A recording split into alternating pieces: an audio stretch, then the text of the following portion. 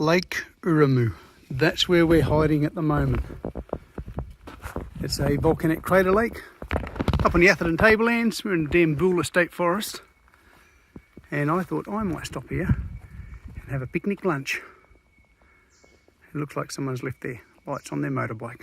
So I do have the Jetboil gas burner, and I think it's a backcountry meal I'm going to just have a bit of a review on, see what they're like. But that's where we're at. I don't know if we can see it over there, can we?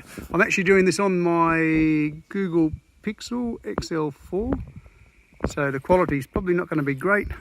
Don't even know what the audio is going to be like, but let's just have a crack at it. Let's dig this gear out.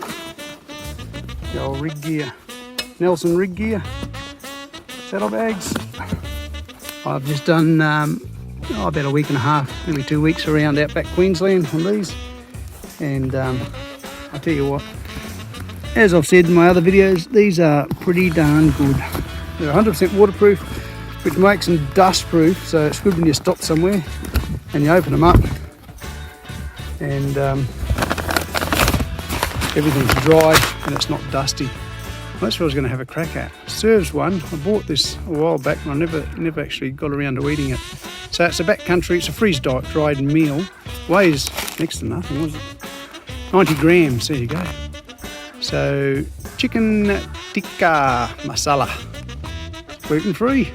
Sounds spectacular. I have no idea how we cook it. Simple instructions, pictures for an idiot. Nice, just what I need. Here we go, got the Jetboil. 1 litre, no idea what it's called. The Minimo, that was it. There it is there. The Minimo. There was a taller 1 litre one, which had the gel on the side that changed colour when it got up the temperature. But I thought this with a bigger base would probably boil a bit quicker than a narrow base. But that's just my assumptions. Anyway, so we pull it apart and have a look. So you've got the lid here. Inside the lid you've got the little stand here for the gas bottles, which is easy as to get out with 2 hands and near impossible with 1 hand. Anyway, we'll get back to that. Burners inside. What else we got here? Some instructions. Now, looking at that, that's probably where you want to keep the burner, but I reckon, how's that? That fits in there. That's good to know. Although, I'd probably keep this in here instead. Alright, it's got the neoprene insulation on the side, so you can probably pick that up. Plus it's got these reasonably decent sized handles here as well. There is a bowl, cup, whatever you might want to call this, on the bottom. I think it's a measuring cup as well. Yep. So, probably a bit hard to see. If you see the volumes on the side there. So, what's that? Even I can't read it, my old eyes. 300ml. There we go. It's the pot. Let's hook into this thing. I've just screwed the that Minimo burner on there. It's got a little clicker there. Give it a click.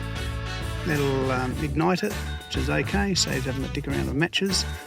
Just your standard gas bottle. You've got the bigger ones on here as well if you wanted to. And a handle there for on and off. Okay, one thing I did notice, to hear the gas come out, you've actually got to give this quite a few turns, look. There you go, gas is coming out now. So it's not just a bit of a crack and the gas is on. You've got to turn it a fair bit. All right, we'll get some water in this pot. Actually, let's look at these instructions and see what they say.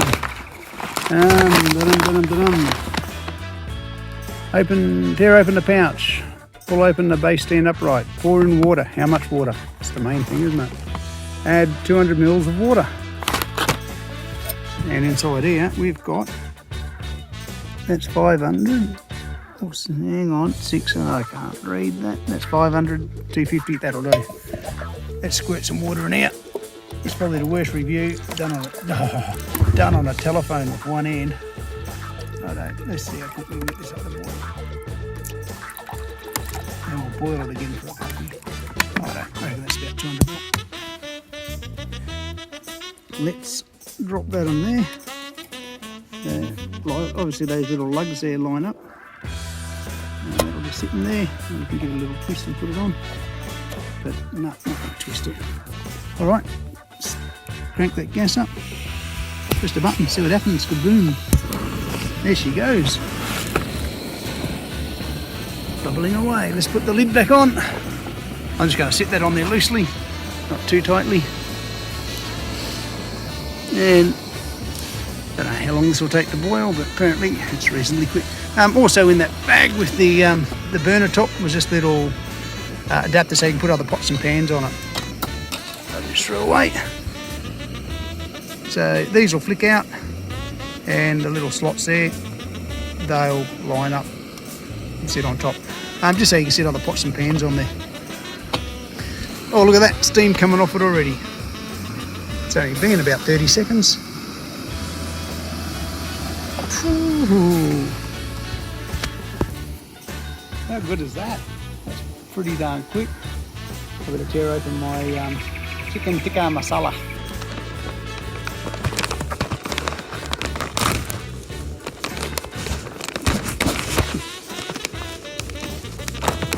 There we go. Oh. They're on a boil, look. Wow, that's pretty impressive actually. And that's bubbling, it's hooting away, I can see it. Geez, they're boiling well. That'll be hot. Oof. All right, let's pour it in and see what we can make.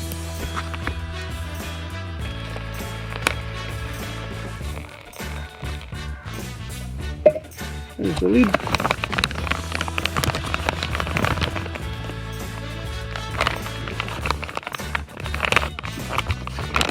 Give it a swirl.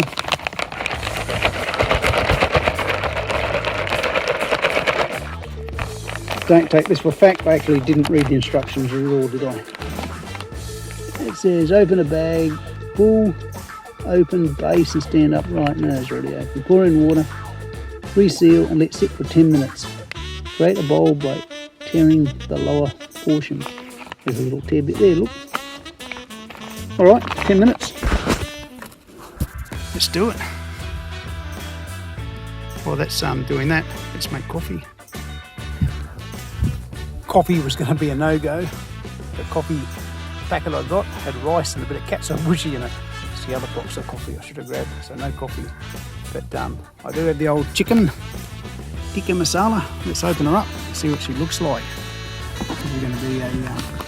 now, hang on. Let's do it. The old knee tripod. Look at that. Down in front of the camera. POV. Ooh. That doesn't look too bad, does it? I'm quite surprised. There you go. Oh, smells good. Alright. Back Country. Made in New Zealand. Let's get stuck into it.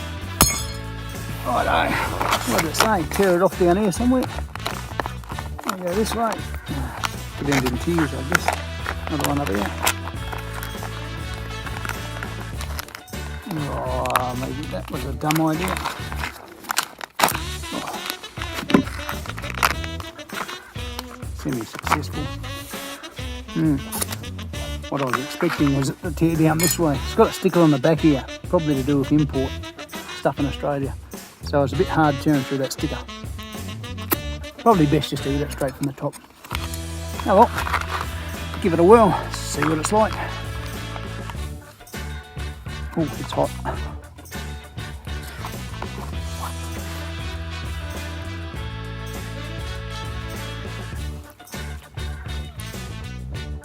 That's not bad, that's pretty darn good. Last time I had a freeze-dried meal was probably about 20 years ago. And it tasted like an old dog turd rehydrated. This is actually pretty good. I'm impressed. They're a bit pricey, but I mean, for the weight, if you're going to go away and you want a good meal, it's probably money well spent. Oh well, there you go. That's the review on the Jetboil Minimo. It was reviewed on the Google Pixel because someone forgot to bring a GoPro. Anyway, I'm going to enjoy this. Hope it helps. If you like this video, click the old subscribe button. You know what to do. Hooroo! There you go, a bit of information about Lake Urumu. She was a double whammy. like the other volcanic craters up on the tablelands here are pretty round. This one's kind of kidney shape. So looking at that picture, she had 2 vents exploding, formed overlapping craters, and ended up this kidney shaped lake. Don't know how deep it is, but if it's anything like the others, I know you've got Lake Eacham and Lake Barine up here, and they're like 80 metres deep each. I have had my fishing kayak out there with a depth sounder, and that's pretty spot on. I think 89 metres, Lake Barine.